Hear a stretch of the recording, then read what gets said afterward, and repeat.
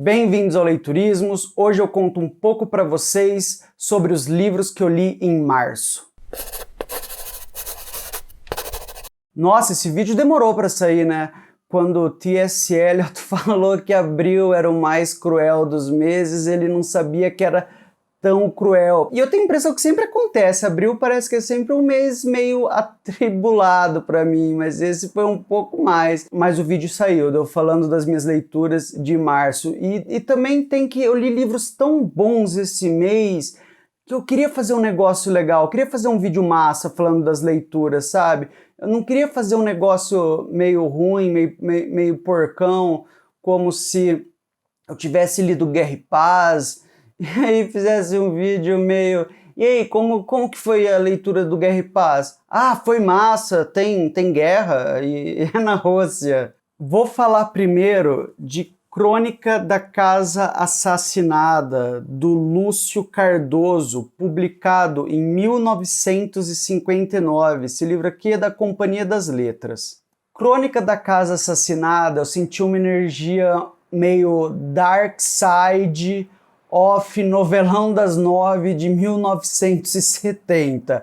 Eu vou falar do livro e vocês vão entender do que eu tô falando. Bom, do que se trata o livro? Qual que é a trama? É uma história familiar de uma família tradicional mineira em decadência que mora num casarão em uma chácara em Minas. A casa também está em decadência, esse casarão sempre, as descrições sempre nos lembram que ela está em decadência, a tinta está descascando, as vigas estão caindo, os móveis vão sendo vendidos e os cômodos vão ficando cada vez mais vazios. E a família está em decadência no sentido tanto de renome, é uma família que tem cada vez menos renome na cidade ali próxima à chácara, embora ainda tenha muito renome, quanto no sentido de posses. Eles estão a cada geração torrando a grana que a geração anterior deixou. Essa família é composta de 3 irmãos, a esposa de um deles e os empregados, os funcionários do casarão, da chácara,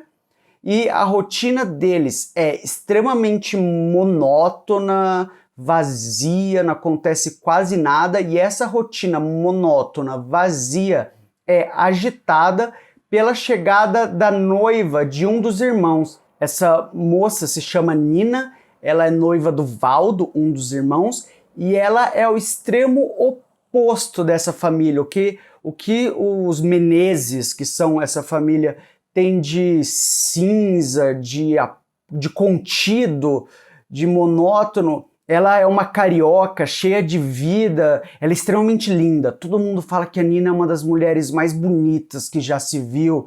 Ela leva um monte de vestido de festas para a chácara quando chega lá e a governanta fala: "Para que vestido de festa? Não acontece nada de festa aqui". E inclusive esse é um dos temas do livro, a vivacidade da Nina versus a apatia, se essa é a palavra que se pode usar. Eu acho que é mais uma contenção, talvez, dos Menezes. Inclusive é isso, eu acho que contenção é uma palavra menor, porque todos eles têm algum tipo de uma raiva contida que funciona dentro de um equilíbrio instável, e a Nina funciona meio que como essa gota d'água que estoura esse equilíbrio instável e que meio que é o começo, assim, do descarrilhamento do livro, sabe?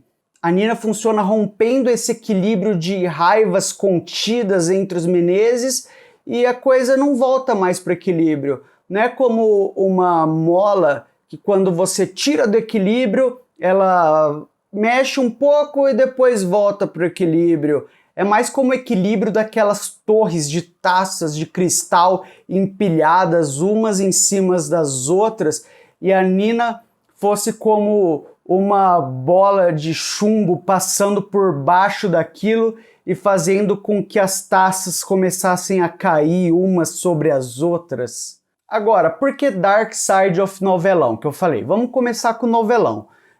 Novelão porque o livro mostra muito essa família elitista, os conflitos dessa família elitista, como que a sociedade, que a cidade em torno percebe essa família, e isso me lembra muito uma coisa de novelão de TV bem dos anos 70, 80 até 2000, Pecado Capital tinha aquela família lá, dona da marca de roupa, né? Eu acho que Laços de Família tinha alguma coisa assim também. E um outro aspecto bem novela é que o livro não tem um narrador fixo, monolítico. O livro trabalha com vários narradores. Você tem acesso ao Demétrio, um dos irmãos, a Ana, esposa dele, ao Valdo, outro dos irmãos, a Nina, mas tem também acesso ao ponto de vista do farmacêutico da cidade, do médico, do padre da cidade. E isso me lembra muito a estrutura de novela, que você tem vários núcleos e vai vendo como que eles interagem entre si. E claro que esses muitos pontos de vista sendo desenvolvidos paralelamente geram muitas contradições na trama.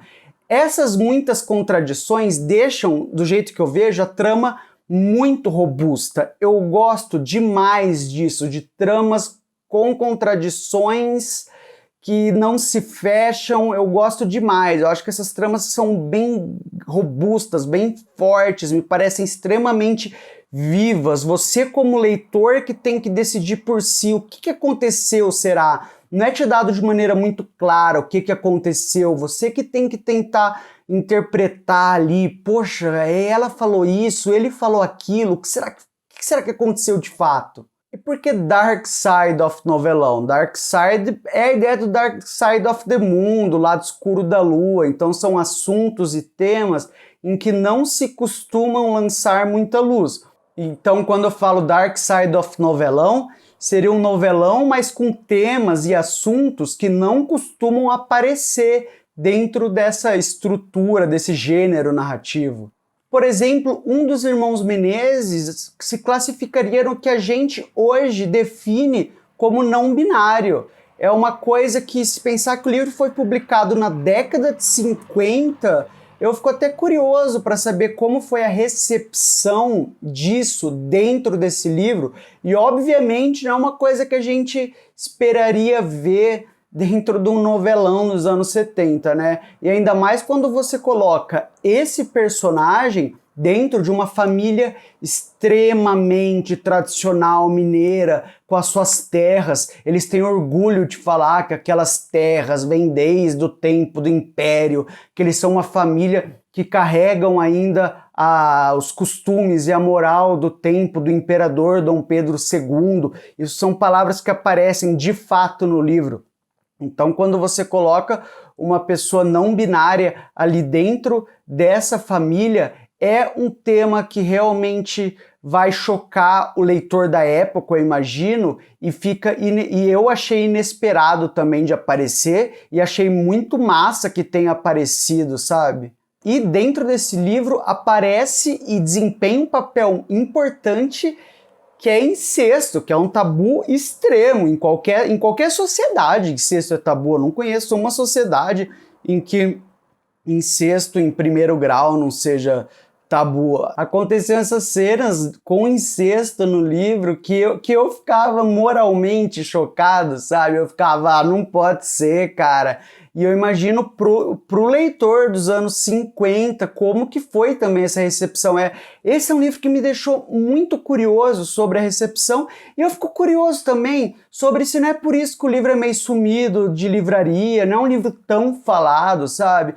Poxa, eu sou uma pessoa que até que escuto falar bem de livros de literatura brasileira, não sou a pessoa mais ignorante do mundo a respeito de literatura brasileira, e nunca tinha ouvido falar desse livro do Lúcio Cardoso, entende?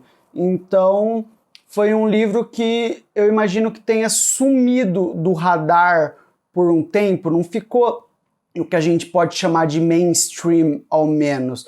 Eu imagino que ele tratar de temas como incesto de forma bem aberta no livro tenha desempenhado algum papel nisso. Olha, sério, esse é um livraço que não deixa de te surpreender do começo até o final, quando você pensa, já entendi, já decifrei o livro, já estou numa posição segura de seguir na boa até o fim. ele vai te surpreender de novo e vai te surpreender de novo, vai te revelar uma nova informação que vai revirar suas concepções cognitivas e emocionais de cabeça para baixo e vai assim até o final, até as últimas páginas, sabe? É isso, voltando para o que eu falei agora há pouco, eu não entendo como não é um livro mais reconhecido, porque a qualidade dele é absurda. A única explicação que eu consigo encontrar é essa de ele tratar a coisa tabu como incesto, entendeu? E talvez isso também dele apresentar personagem não binário em uma sociedade brasileira que era muito... O Brasil já é conservador hoje. O Brasil era mais conservador no passado.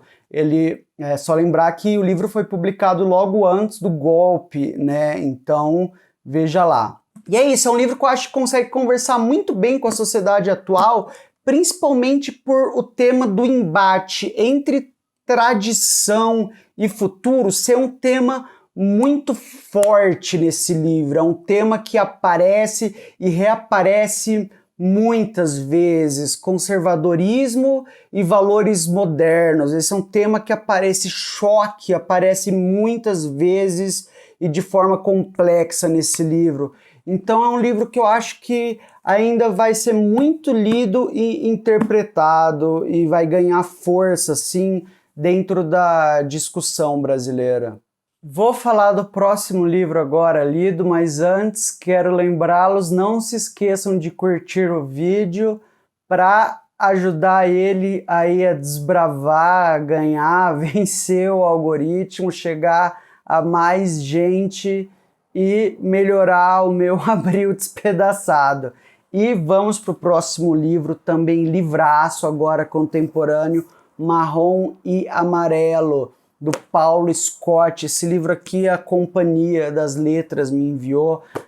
Cara, que livro, hein? Que livro! É muito bom. Um resuminho muito curto do livro é: o Federico, ele é um ativista que luta contra o racismo, ele é convocado para uma comissão em Brasília que está estudando a implantação de um software para decidir se uma pessoa é negra ou não. A ideia desse software é que ele coíba fraudes em processos seletivos de universidade. Então vê que o cara tá mexendo nos negócios super tabus nesse romance, né? Que às vezes as pessoas têm super assuntos que as pessoas têm até medo de tocar, porque pode dar chabu, assim. E enquanto o Federico tá nessa comissão, certos atos que ele cometeu no passado e inclusive que aconteceram em um contexto que envolvia racismo, voltam para assombrar esse personagem e ele vai ter que lidar com isso também. Então ele vai estar resolvendo essas questões do software louco aí e vai ter que lidar com esses problemas do passado. Marrom e Amarelo é um livro narrado em primeira pessoa e em que já na primeira página o narrador se posiciona politicamente de maneira muito firme. O Brasil é uma falsa harmonia étnica. Ao contrário do que se vê lá fora, é um país em que não tem essa história, miscigenação, todo mundo feliz, etc. Não, é um país extremamente racista. O grande tema do livro também é apresentado logo no começo. Inclusive está aqui disfarçado no título, Marrom e Amarelo. Logo no começo tem essa cena em que tá o Federico e o irmão dele, e eles estão conversando com a mãe deles, e o que aconteceu é, o Federico, ele tem pele clara, cabelo liso, e o irmão dele tem pele escura e cabelo crespo, e o irmão dele foi chamado na escola de saci, picolé de piche e outros xingamentos espúrios desse nível. E aí nessa cena a mãe dele tá conversando com as duas crianças, que na época tinham 7 ou 8 anos, e o narrador coloca na cabeça da mãe dele um pensamento muito forte, que é: que puta sacanagem que é um irmão sofrer um tipo de violência que o outro irmão nunca vai sofrer. E o tema principal que eu senti do livro foi esse, colorismo, como que pessoas com diferentes tonalidades de pele ou outros traços podem ser de diferentes formas afetadas pelo racismo. É um tema que afeta demais o personagem principal, um tema sobre o que ele pensa demais, porque ele é negro, a mãe dele fala para ele, olha, não importa se sua pele é mais clara, se o seu cabelo é liso, você é negro, a gente é negro, essa é uma família negra, mas muitas vezes dá para sentir que é quase como se ele tivesse que conquistar esse status de negro, e outras pessoas questionam ele a respeito disso. Tem momentos no livro em que outros personagens falam pra ele, sai daqui, você com seu cabelo liso, sua pele branca, sei lá. Olha, esse é um livraço. Uma coisa que eu achei muito massa no Marrom e Amarelo é que, embora o livro tenha um ponto de vista político e social muito forte, ele não é panfletário. Um livro que eu diria que seja panfletário, ele é aquele livro assim, em que o livro, o autor, o narrador, ele tem esse ponto de vista forte e os personagens, a trama, tudo só serve para te convencer desse ponto de vista, sabe? O livro te pega pela mão e fala, pense isso, meus personagens só estão aqui para demonstrar que você deveria pensar isso e não aquilo. Tudo tá ali para demonstrar uma tese. Eu acho que o exemplo mais clássico é aquele da Ayn Rand lá, o... como que é o nome mesmo? Trem das 11, não. Tem tanto trem naquele livro que eu só consigo pensar em trem quando eu tento lembrar o nome daquele livro ruim. Tem que pesquisar, mas meu celular tá gravando, como que eu vou pesquisar? Revolta de Atlas, a Revolta de Atlas. A Revolta de Atlas é um livro muito ruim, em que tudo só serve para ela demonstrar o ponto de vista dela lá, a Ayn Rand, a autora, de que o Estado é ruim, que a gente tem que usar moeda de ouro, sei lá. Mas assim, peguei o exemplo extremo. É um espectro, né? Existem livros que são um pouco panfletários. Marrom e Amarelo não é assim, tem personagens complexos, uma trama riquíssima. E os temas que eu comentei, racismo, colorismo, eles aparecem naturalmente na trama como parte da vida dos personagens, e essa trama o livro não te leva, você tem que pensar isso sobre esses temas. Você vê o livro ali, vê a situação e pensa o que bem entender a respeito. Então, ó, livraço, um dos melhores livros de literatura contemporânea aí que eu li esse ano, se não for o melhor, não lembro agora de cabeça os livros de literatura contemporânea que eu li esse ano, mas eu acho que é o melhor, hein? Então, se você quer ler literatura brasileira contemporânea, tá meio perdido, não tem erro, vai aqui. Ó, minhas notas super organizadas. Agora um que eu li digital, porque a companhia libera uns digitais lá para quem é sócio. Não é sócio, é parceiro. Pô, se eu fosse sócio, tava feito. Cadê? Pensou? Eu e o Schwartz lá, sócio. Tá louco? Deixa eu achar a capa aqui do livro para mostrar para vocês. Ai. Esse livro é massa, é deprimente, mas é massa, sim. Você tem que estar bem da cabeça para ler. Não, brincadeira. Não é deprimente, não, só um pouco. O fim de todas as coisas segundo a astrofísica. Se não ficou bem de ver aí, eu vou pôr a capa depois. De Cat Mack. Que é isso? O fim de todas as coisas, segundo a astrofísica. É o fim da Terra, aquecimento global, onda do tamanho do Cristo Redentor, aquele 2012 lá com o John Cusack? Não. Ah, então é o fim do sistema solar, o Sol vai explodir. comer Vênus, a Terra, chegar lá até Plutão, Gloob, acabou, e a gente pode entrar na nave lá do Jeff Bezos e fugir para Terra 2, 3? Não, também. Ah, então vai ter um buraco negro no meio da Via Láctea e sugar todas as estrelas? Não. O fim de todas as coisas é o fim do universo, bicho. É o fim do universo inteiro. Esse livro não fala sobre o fim da Terra, nem do sistema solar, nem da galáxia. Fala do fim de tudo, do universo inteiro. Acabou, não tem mais pra onde correr, entendeu? Xablau. Falei que era meio deprimente, mas calma lá, não é tão assim, porque você vai ver que ela vai falar nesse livro sobre todos os fins já estudados e pensados sobre o universo. E o que eles têm em comum, pelo lado bom, se é que dá para ter um lado bom disso, é que eles vão acontecer daqui a muito tempo, bilhões e bilhões e bilhões de anos. Então fica calmo, você pode marcar aí o seu futebolzinho sem se preocupar com o fim do universo. Ele não vai chegar no meio do futebolzinho, não. Você pode marcar um RPGzinho aí, se é desse também.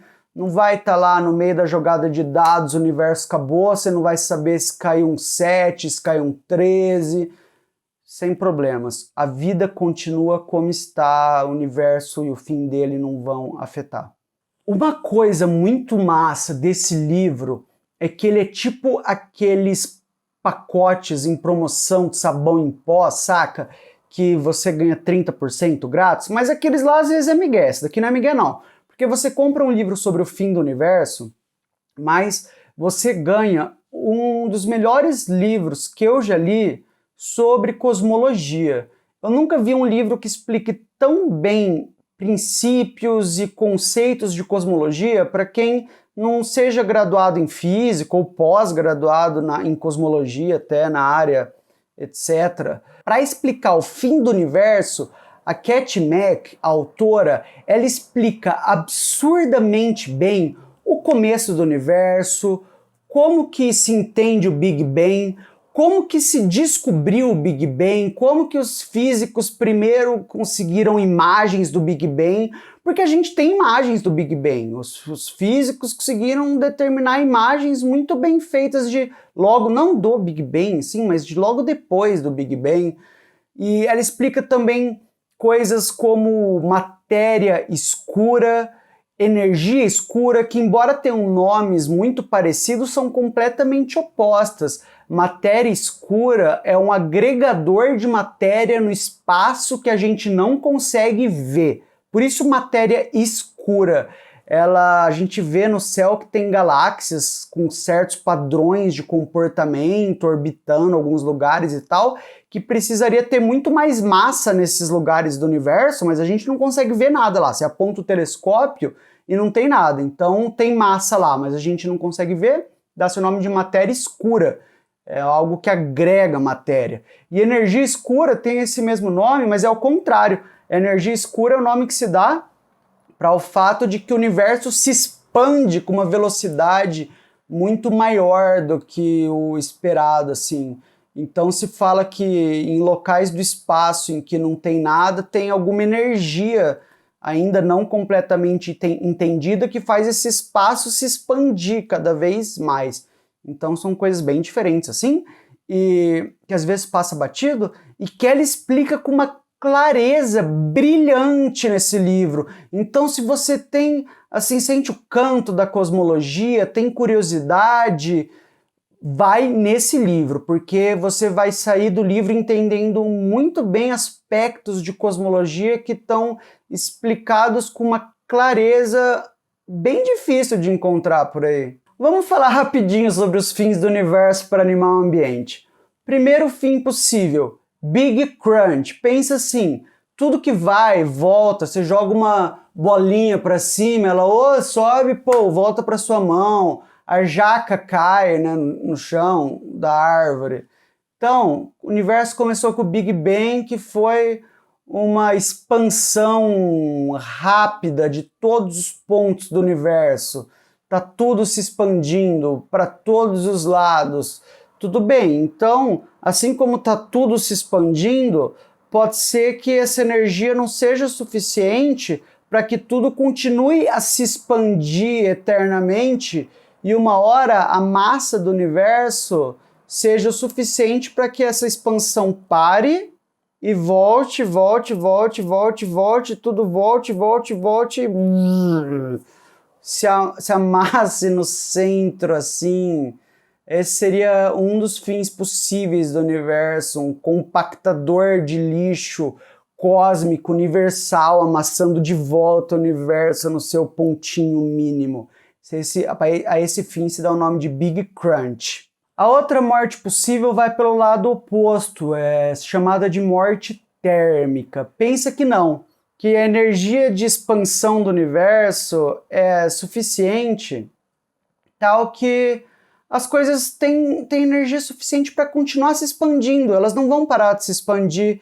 Então as galáxias vão cada vez mais se afastar, cada vez mais se desacelerar, o universo vai ficando cada vez mais frio, as estrelas vão se apagando uma a uma, os buracos negros, depois de sugarem tudo que tem em volta, vão começar a emitir também um calorzinho, alguma coisa, e vão evaporar pouco a pouco. Tudo no universo vai ficando frio, até que o universo se estabilize numa entropia constante em que, na prática, a seta do tempo para de existir. É como se o tempo no universo parasse. Essa é a morte térmica, que seria meio que o outro lado do Big Crunch, assim, é uma expansão para o outro lado em que você chega num estado de anedonia universal, digamos. Nada mais acontece. A coisa se expandiu tanto que o tempo não existe mais. Uma outra opção parecida com a morte térmica, mas um pouco mais atroz, assim, que se chama Big Rip, o grande rasgão, né? E aí eu tenho que falar da tal da energia escura. O universo está se expandindo, mas a princípio se pensava que ele estava se expandindo com essa energia do Big Bang. Depois o pessoal descobriu que não, que além de ele se expandir, o universo expande aceleradamente. Quanto mais longe as coisas estão umas das outras, mais rápido elas se distanciam. E é isso aí que se chama de energia escura. É como se o espaço tivesse essa energia dentro dele que fizesse, onde se você tem muito espaço entre as coisas, maior vai ser a repulsão entre elas para irem uma para longe das outras. Se a energia escura for forte o suficiente, no longo prazo ela pode dominar o universo e fazer esse rasgão completo da matéria, que, como eu disse, é bem mais atroz, ela rasga os átomos, é um negócio mais bizarro assim do que a morte térmica. O universo não vai simplesmente se espalhando, mas ele vai se destroçando assim no final, e você tem só esse universo final de energia escura espalhada. Esse é o Big Rip, o grande rasgão. A última opção de fim do universo é um pouco mais abstrata, mas vamos lá, é o chamado decaimento de vácuo. Existe uma propriedade do espaço chamada campo de Higgs, que é um campo que permeia todo o espaço, e esse campo interage com as partículas que existem em todo o espaço, e essa interação entre esse campo e a matéria é o que faz com que a matéria tenha massa. Então é isso, o campo de Higgs interage com as partículas que existem no universo e faz com que as partículas tenham massa. O estado físico em que a gente vive, com as cargas elétricas específicas interagindo de maneira específica, depende muito de propriedades desse campo de Higgs. E essas propriedades específicas desse campo de Higgs é o que a gente chama de vácuo de Higgs. Esse vácuo de Higgs, ele está no nosso universo em um certo equilíbrio. O problema é que esse vácuo de Higgs pode estar num equilíbrio não estável, mas instável. É a mesma coisa, imagina um João Bobo. Um João Bobo na posição normal dele, ele está no equilíbrio estável. Você bate nele, ele volta para a posição inicial. Agora imagina um João Bobo perfeitamente equilibrado, não sei fazer, de cabeça para baixo. Ele fica paradinho, mas ele está no equilíbrio instável. Se você mexer um pouquinho no João Bobo, ele vai cair e vai para outra posição, que é o equilíbrio estável. Se o nosso campo de Higgs estiver no equilíbrio instável, algum experimento extremo poderia tirar ele dessa posição de equilíbrio instável e jogar ele em outra posição de equilíbrio estável. E o que aconteceria aí? As propriedades físicas do universo mudariam completamente. Não dá para saber o que ia acontecer, entendeu? Porque pode parecer algo controlável, né? Beleza, você fez o experimento extremo num pontinho aqui, o seu campo de Higgs nesse pontinho estava assim e foi para o equilíbrio estável dele, assim. Mas não é assim que funciona, é como se fosse um efeito dominó. O campo de Higgs aqui ia fazer o daqui também ficar estável, o daqui também ficar estável, ia ser um efeito dominó no universo e a física do universo todo ia mudar e a gente não ia ter espaço nesse universo novo não, meu. E aí ia ser o fim do universo. Isso que eu chamo de terror cósmico. É um dos melhores livros de divulgação científica que eu já li. Mostrar aqui de novo a capa para vocês, porque, não, de verdade, esse é muito bom mesmo. Para quem gosta de cosmologia, é um prato cheio, porque eu já li livro de cosmologia para nível de graduação, e esse aqui, de verdade, tirando umas equações que obviamente não aparecem aqui, a parte conceitual está no mesmo nível, não está muito atrás não. Então eu indico na boa para quem quer, gostei muito mesmo. Essas foram minhas leituras de março, espero que tenham gostado. Em abril tô conseguindo ler pelo menos, porque leitura é um refúgio também, né? Quando você tá meio estressado, para mim pelo menos leitura funciona muito como um refúgio, sabe? É a qualificação da solidão, assim. Então, pelo menos isso, o livro de livros de abril vai estar, o vídeo de livros de abril acho que vai estar legal. Então, se você não me segue ainda e quer ver o vídeo de livros de abril, segue aí, aperta, não sei o que é seguir, acho que é um sininho, não, é o inscrever-se, né? Acho que é.